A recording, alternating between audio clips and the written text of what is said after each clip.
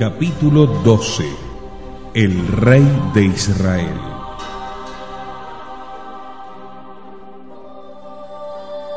Por fin Inglaterra, fatigada de su estéril mandato sobre Palestina y no habiendo logrado implantar la paz entre judíos y árabes, resolvió entregar aquellas tierras a un príncipe israelita de la estirpe de David para que se cumplieran las profecías.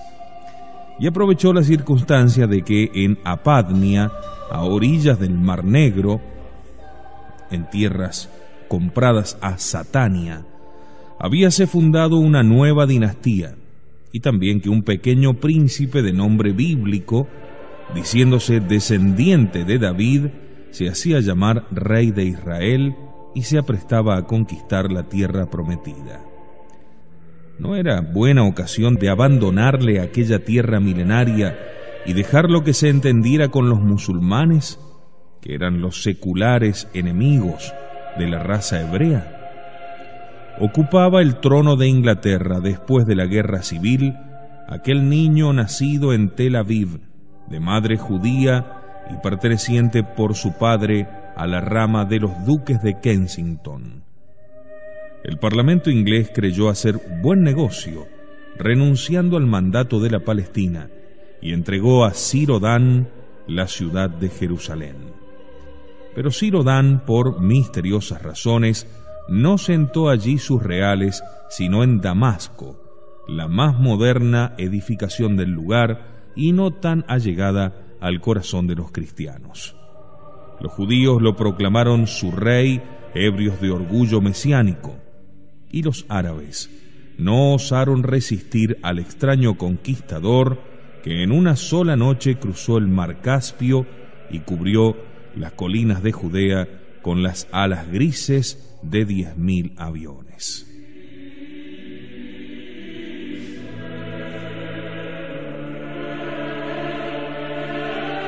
Lo más desconcertante de la aventura quizás fue que todos aquellos aviadores eran ciegos.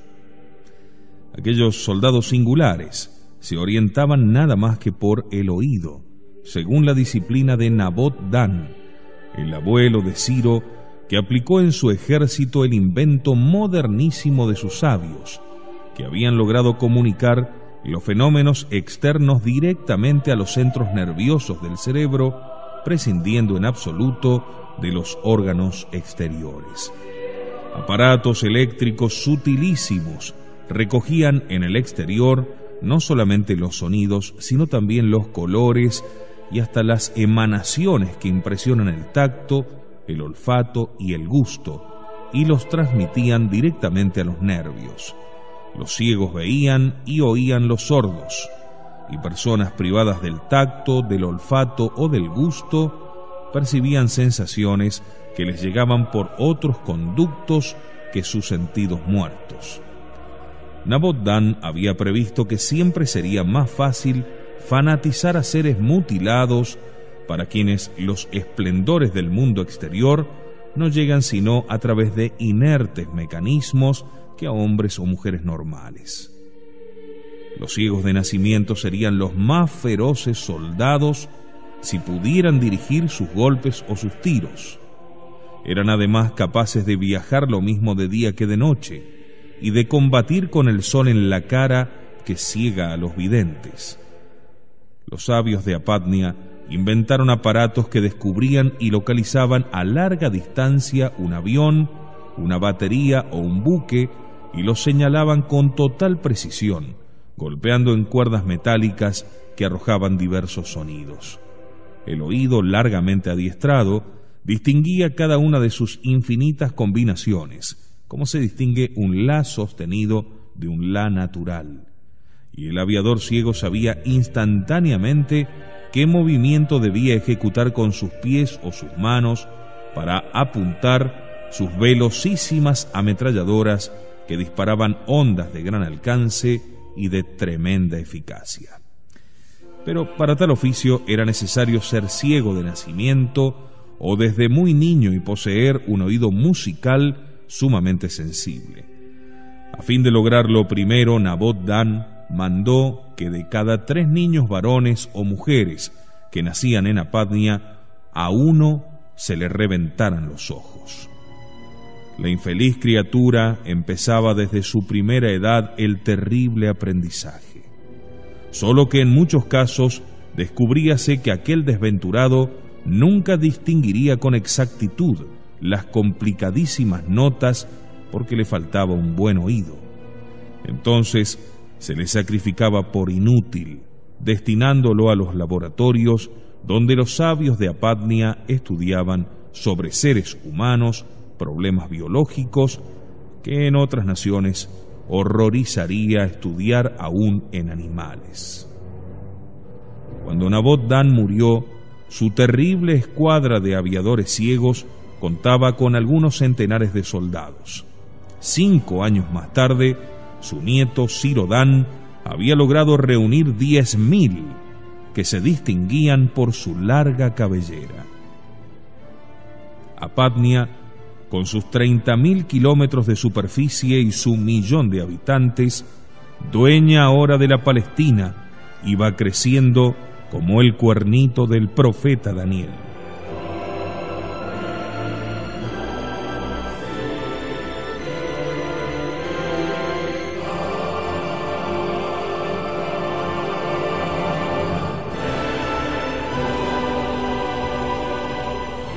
Los jefes de las grandes potencias, desde Otón V, señor del Santo Imperio Romano Germánico, hasta Timur Khan II, emperador de Mongolia, sonrieron cuando el minúsculo rey de Apadnia emprendió su campaña.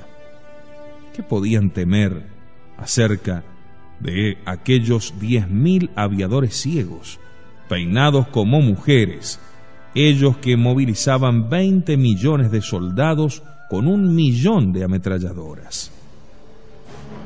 Anuncia el Apocalipsis que cuando nos acerquemos al momento final, una estrella caída de los cielos, imagen de un apóstata, recibirá las llaves del abismo, y lo abrirá, y saldrá de él un humo negro y una nube de langostas con cara de hombre, cabellos de mujer y dientes de león, que harán con sus alas un estruendo parecido al de muchos carros marchando al combate.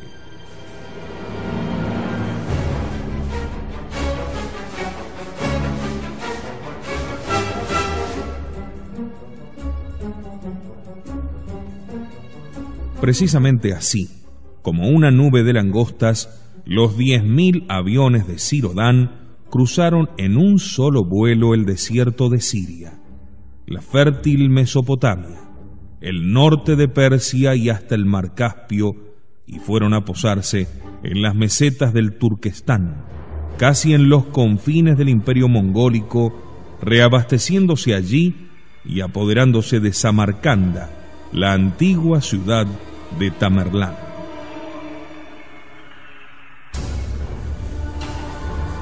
Aquellas poblaciones antiquísimas que habían formado parte de la Rusia del zar y que ahora ignoraban si pertenecían a Satania o a Siberia, si su señor era el siniestro hijo de Yagoda o el tártaro Cris, acogieron al joven y hermoso guerrero como a un libertador.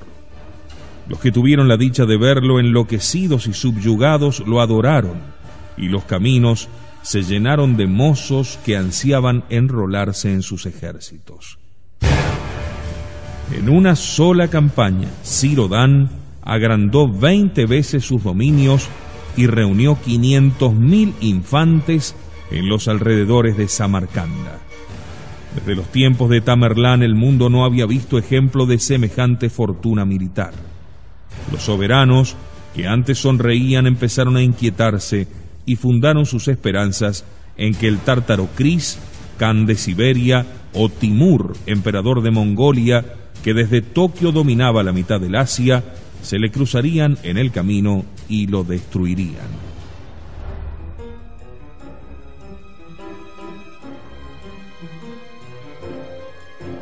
El tártaro, con su capital en Tomsk, a 2.000 kilómetros de Samarcanda, es decir, a 2 horas de vuelo de los aviadores de Siro Dan, se adelantó al peligro y arrojó sobre las estepas del Turquestán a 2 millones de bárbaros que comían carne cruda majada entre las caronas de sus caballos, y avanzaban precedidos por 5.000 carros blindados y 40.000 cañones de bala azul.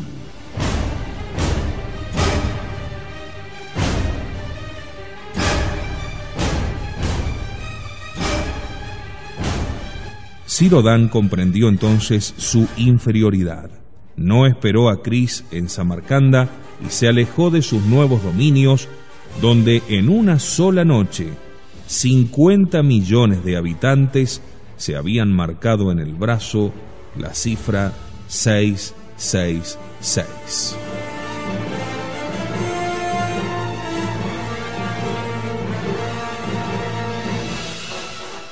¿Los abandonaba acaso a las depredaciones de los tártaros?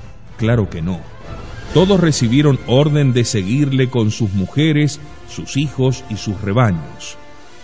En verdad que hacía muchos siglos que el mundo no presenciaba la emigración de naciones en masa. Las gentes se asombraron del exaltado fanatismo que Ciro-Dan infundía en todos aquellos que llevaban su marca. Ni uno solo se quejó de aquella orden. Cris halló árido y despoblado el inmenso territorio, y después de destruir a cañonazos las desiertas ciudades, volvió con sus carros inútiles y sus tropas fatigadas a concentrarse en las negras tierras de Siberia, donde seguiría soñando con la invasión a Europa. Para facilitar sus conquistas, el rey de Israel se convirtió al islamismo. Ni los judíos protestaron, ni los rabinos del Gran Cajal le arrojaron la temible excomunión del Herem. Todos adivinaron que eso no era una verdadera conversión, sino una estrategia. A fines del siglo XX, el inmenso imperio musulmán, que se extendía desde el estrecho de Gibraltar hasta el Golfo de Bengala, estaba repartido en muchos estados cuyos reyes, enemigos entre sí, hallábanse a punto de guerrear para recoger la herencia del sultán Mahoma V, que estaba para morir. En efecto, murió cuando Ciro-Dan acababa de conquistar la Persia, el Egipto y la Libia, y se aproximaba a Constantinopla. Para apoderarse de ella, le bastó declarar su nueva fe y enarbolar la bandera negra de Solimán el Magnífico, que tenía una media luna con este soberbio lema en latín: Donec impleatur, hasta que se complete. Y al ocupar el trono de los sultanes, cambió su nombre por el de Mahoma VI.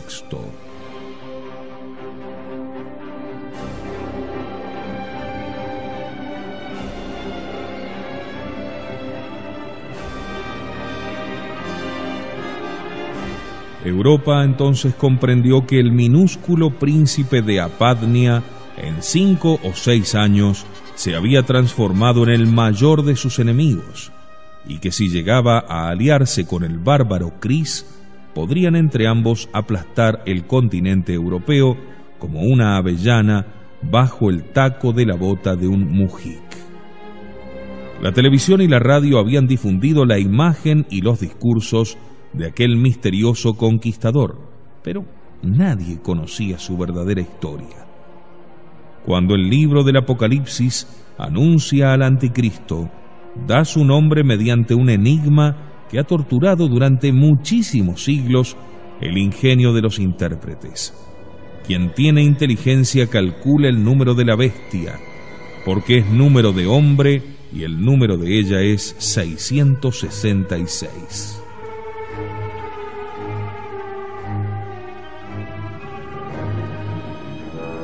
En el siglo VIII, cuando los musulmanes aterraban a Europa, se advirtió que las letras del nombre de Mahoma en griego, idioma en el que se escribió el Apocalipsis, arrojaban el asombroso número sumando los valores aritméticos de cada una de ellas.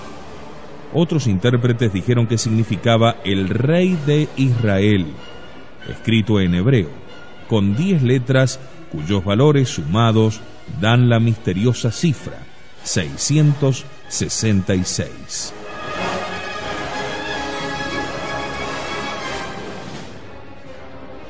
De esa manera Ciro-Dan, rey de Israel, una vez coronado sultán con el nombre de Mahoma VI, reunió de extraño modo las dos impresionantes interpretaciones. Cualquiera de ellas arrojaba el fatídico número y el mundo se estremeció de espanto. ¿Era pues el anticristo? Una mujer que lo había buscado en Samarcanda, en el Cairo y en Damasco, y que hacía 10 años volaba en una atanora de cristal acerado por todos los caminos de sus conquistas, lo alcanzó en Estambul, en el palacio de los sultanes. Era Jezabel, la de los ojos verdes y oblicuos, hija de príncipes, nacida en una aldea birmana que lo adoró desde el primer instante al verlo pasar en un camino de la meseta del Irán. La revolución comunista la había arrojado de su patria y era en todos los países una misteriosa vagabunda, cuya fortuna deslumbraba a las otras mujeres y cuya belleza cautivaba a los hombres. Un día en América, 2 días después en Europa, a la semana siguiente en Asia o en África, como una golondrina, como una nube.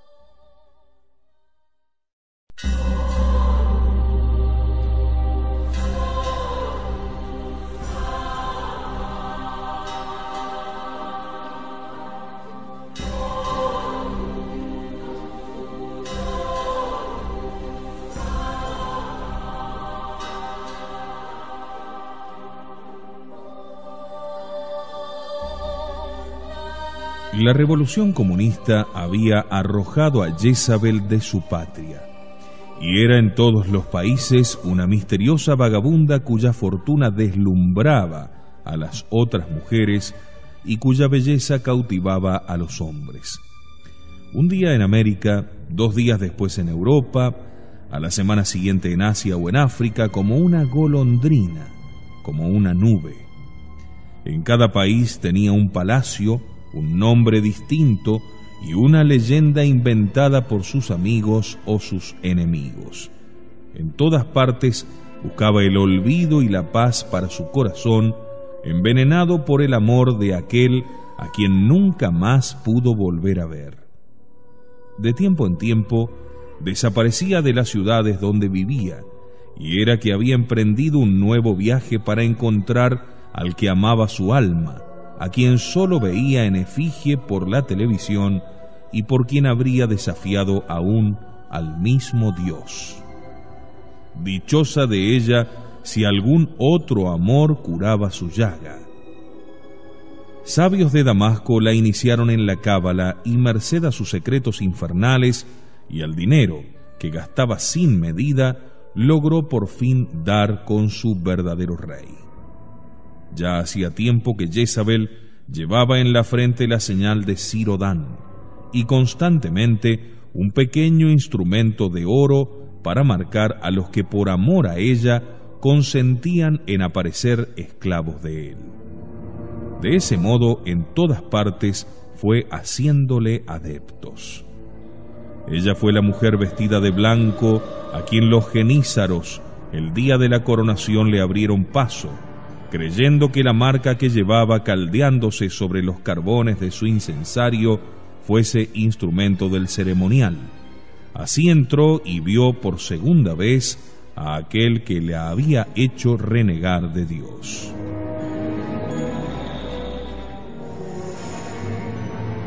A pesar de su orgullo sin límites y de la conciencia de su misión sobrehumana, y aún sabiendo que un día la humanidad entera se postraría delante de él, Ciro-Dan era hombre y, como dice el poeta, nada humano le era extraño.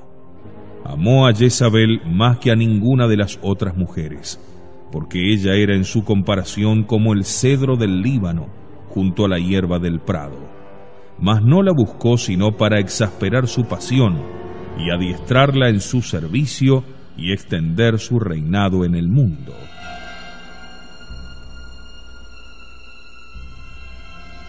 Púsole precio al favor de ser la primera en su corazón y le ordenó que se alejara y difundiera el culto del 666 hasta que él la llamase. A donde quiera que fuese la tendría siempre cerca. A fines del siglo, la distancia había sido allanada por la aviación y la onda de comunicación.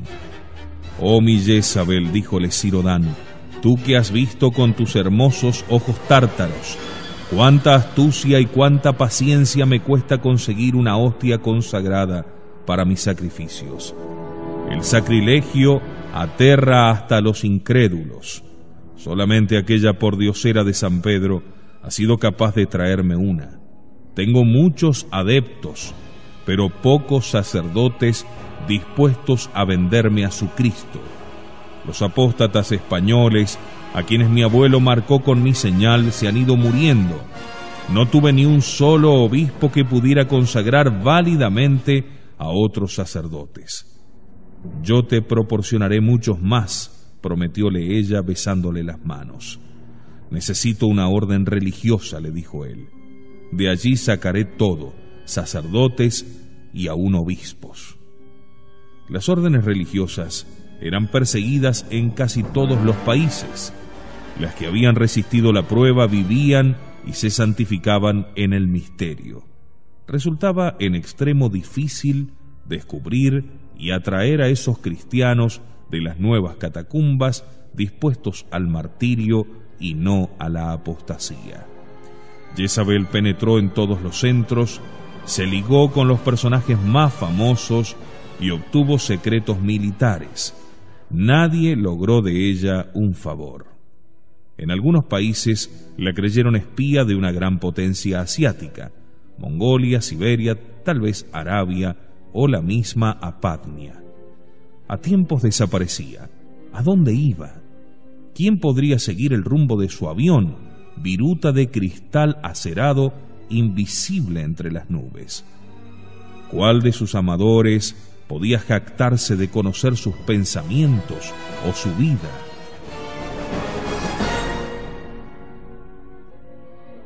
En 2 años, la hermosa de los ojos asiáticos no fue llamada por Ciro-Dan más que 3 veces, para que le rindiese cuentas de su cometido, y él la torturó con su desdén, porque nunca había cumplido su misión. Él le había dicho: «Necesito verdaderos sacerdotes, que consagren hostias para mis sacrificios, y verdaderos obispos que consagren sacerdotes para mi culto. Necesito una orden religiosa, de allí sacaré todo». Con qué pasión y astucia se entregó la infeliz enamorada a corromper a los que el Evangelio llama la sal de la tierra. Cuántas estrellas de los cielos se derrumbaron como los higos de una higuera azotada por la tempestad. En todos los climas ella tenía agentes, hombres y mujeres, que trabajaban en la destrucción de las virtudes cardinales con 2 eficacísimas herramientas: la envidia y la indiferencia religiosa. Esta, como un agua subterránea, disolvía los cimientos; aquella, como un taladro, perforaba las murallas, y al cabo de poco tiempo todos los vientos del mundo batían y penetraban el alma, indefensa como una torre cuarteada. La lucha era más difícil contra aquellos que se asociaban y se defendían codo con codo, unidos en una sola disciplina y con la oración en común.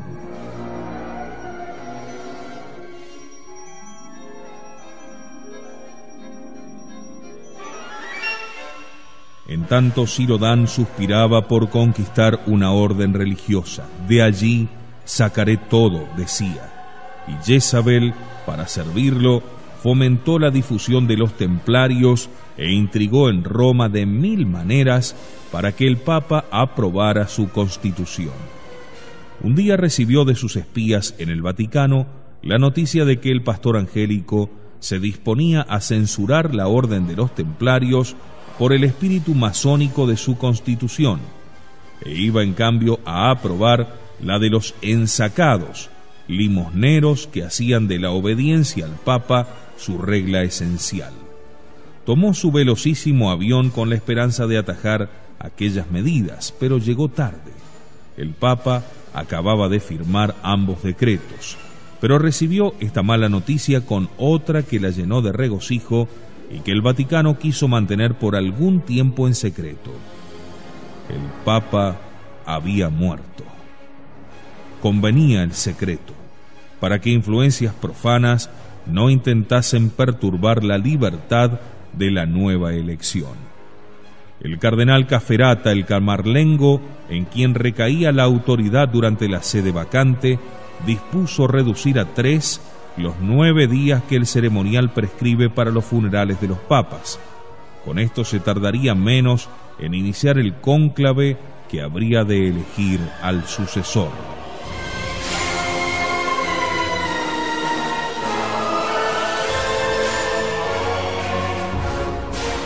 Se sabía que el emperador Otón V movería cielo y tierra para que resultara elegido un papa que consintiera en coronarle emperador del Sacro Imperio Romano Germánico y en anular su matrimonio con la polaca para que pudiera casarse con la princesa italiana Ágata. No bien supo Jezabel acerca de la muerte del papa, voló al palacio de la joven emperatriz para envolverla en el vasto plan que su imaginación empezó a tejer. Ágata, la tercera de las hijas del emperador Carlos Alberto, la única que había aceptado a Otón V, era ambiciosa, tenaz y depravada. Su vida era un maelstrón en que chocaban las más opuestas corrientes, desde la gracia del bautismo hasta el pecado contra el espíritu. Escuchó a Jezabel y entró en la empresa infernal de lograr que el cónclave eligiera a un Judas.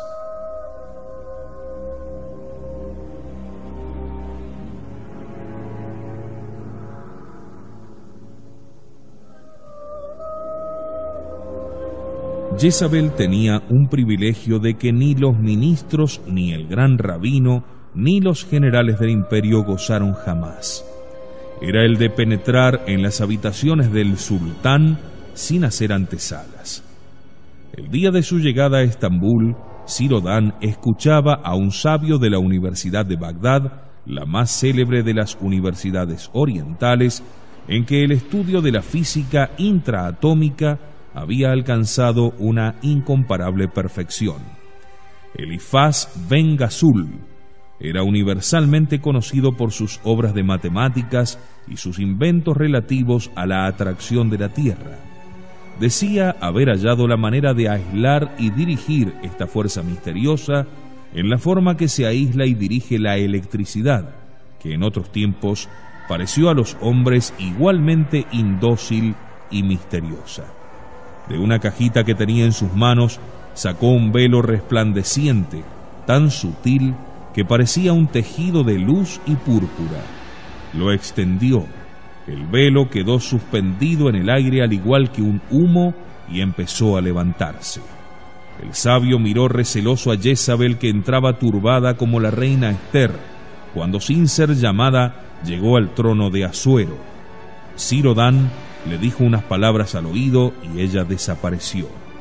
Volvieron a quedar solos el rey de Israel y el profesor de Bagdad, y éste explicó la maravillosa invención que durante 50 años le había preocupado. Todos los hilos de este velo son de fotonia, material más flexible que la seda, de una tenuidad extrema y luminosa como la propia luz, y al mismo tiempo absolutamente impermeable a los gases más imponderables, incluso al mismo éter. Cada hilo finísimo, verdadero hilo de araña, es hueco y está lleno de nihilita, gas aislante que intercepta todas las fuerzas del universo, inclusive la que hasta ahora no se había logrado interceptar, la gravitación universal. Ciro-Dan tomó el velo, que era un tenuísimo vapor tibio, y lo redujo al hueco de una sola mano. «Estupendo», dijo, y el sabio se estremeció de gozo. «¿Qué aplicación das a tu invento?» «Mira, señor», respondió Elifaz, recogiendo el velo y envolviéndose en él, «si yo me cubriera enteramente de la cabeza a los pies, ni la atracción de la tierra ni la de los planetas actuarían sobre mí, y yo podría ascender en el éter hasta alturas inconcebibles, aún hasta las estrellas. Pero como soy hombre y no puedo vivir sin respirar, me limitaría a remontarme y mantenerme en las altas capas atmosféricas, dado que entre tanto la tierra giraría bajo mis pies. 12 horas después yo me encontraría suspendido exactamente en los antípodas sin haberme movido. A las 24 horas podría descender de nuevo en el preciso punto de partida. Naturalmente, debería contrarrestar los movimientos de la atmósfera o aprovecharme de ellos como un barco compensa o utiliza las corrientes del mar. Ciro-Dan reflexionó. Cristo, el día de la ascensión, se elevó a los cielos ante los ojos asombrados de sus discípulos, que en eso vieron un nuevo testimonio de su divinidad. Envolviéndose en el velo de Elifaz, él podría realizar un milagro parecido y levantarse en los aires. ¿Tu invento se halla escrito? Sí, mi sultán y mi rey. El verdadero secreto consiste en la preparación de la sustancia aisladora, la nihilita, y la materia del velo, la fotonia. En este libro manuscrito he condensado mis estudios y mis descubrimientos. ¿Y alguien ha leído ese libro? Nadie, mi rey y sultán. Yo lo pongo en tus manos y me entrego, y entrego mi velo. No quiero otro premio que vivir en tu palacio sirviéndote de cerca. Está bien, dijo Ciro-Dan. Tenía sobre su mesa una botella de licor. Llenó un vaso y lo ofreció a Elifaz. Bebe, le dijo, y quedarás para siempre en este palacio. La gratitud brillaba en los ojos del ingenuo sabio. Con mano trémula cogió la preciosa copa que Ciro-Dan le ofrecía y bebió lentamente. El primer sorbo es amargo, dijo, pero el último es dulce, mi sultán y mi rey. Sí, respondió Ciro-Dan, como la muerte. Las rodillas del viejo se doblaron y su cuerpo se desplomó.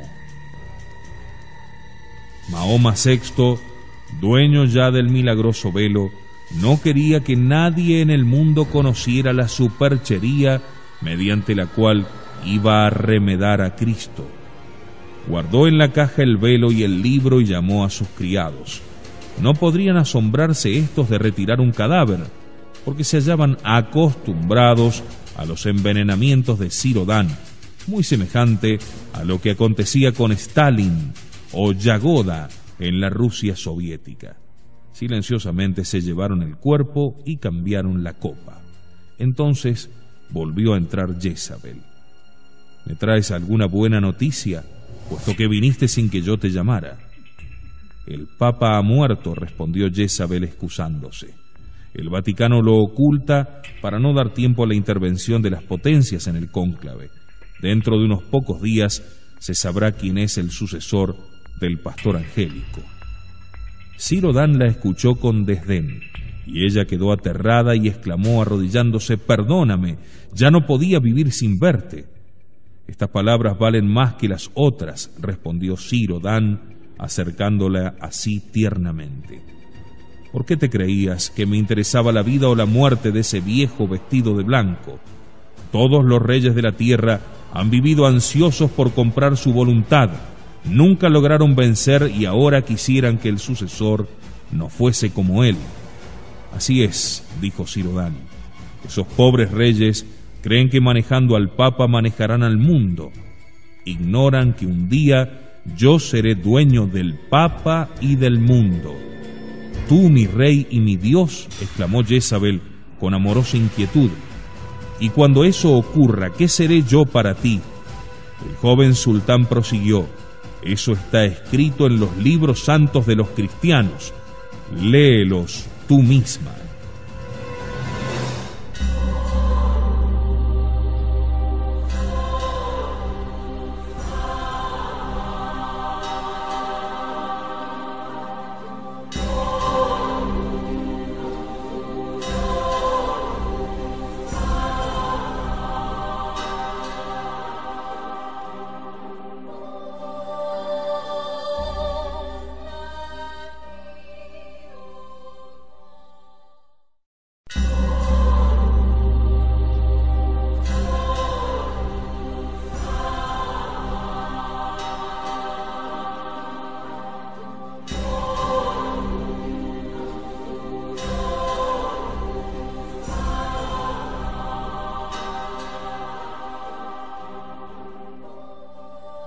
De arriba de la mesa tomó una Biblia, abrióla hacia el fin y Cirodán le mostró 2 pasajes del Apocalipsis a Jezabel, donde se anuncia el advenimiento y el triunfo del enemigo de Cristo.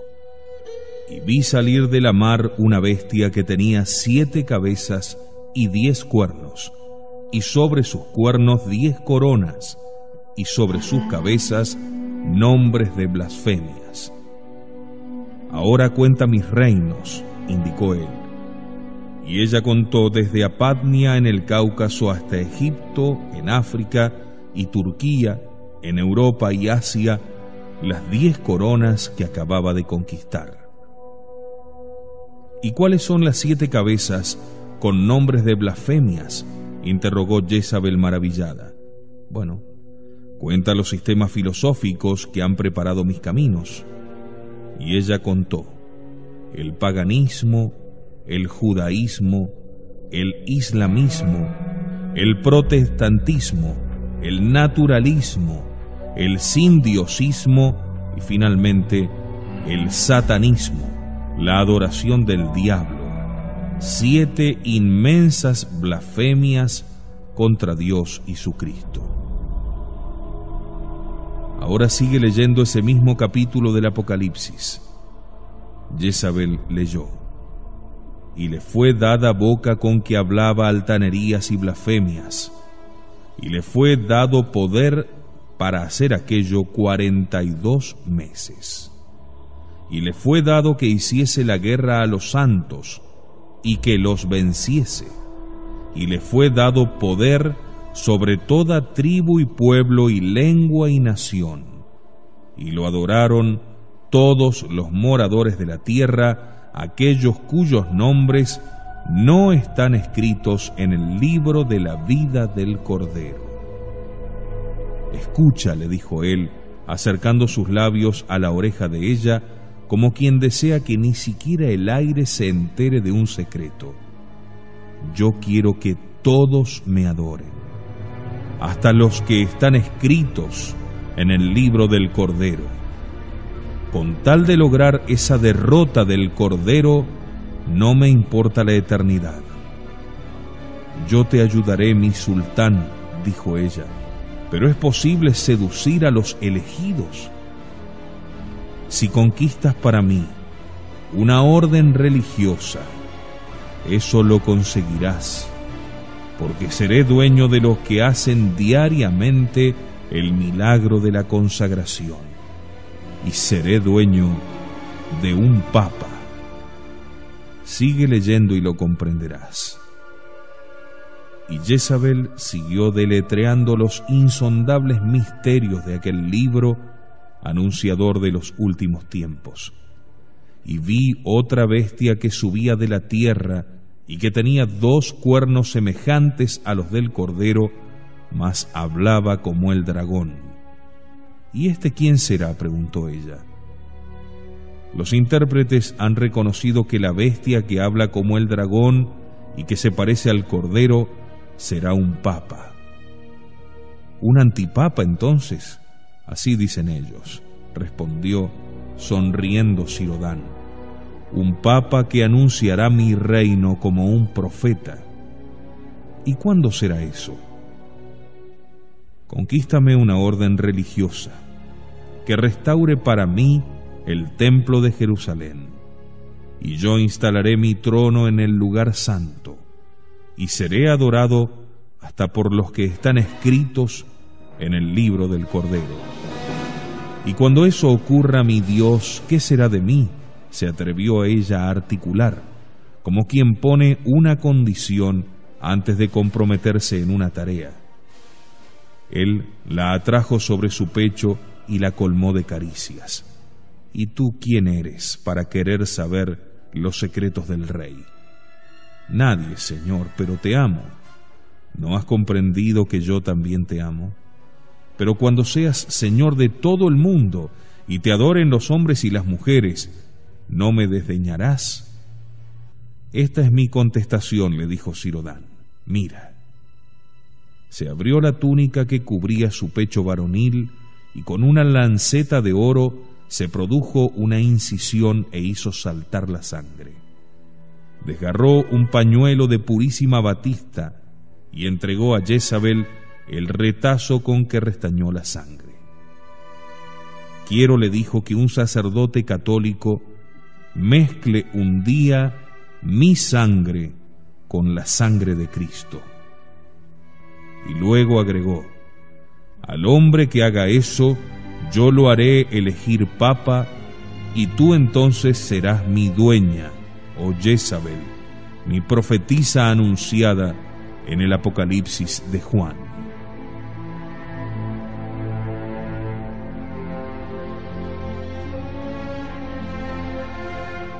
Ella, que respiraba las palabras de Sirodán, le respondió: mi rey y mi Dios, el papa que saldrá electo del cónclave mezclará en su cáliz tu sangre con la de Cristo, y será tu precursor, y llenará de sacerdotes consagrados todas tus iglesias, y por su propia mano te coronará rey del mundo en el templo de Jerusalén.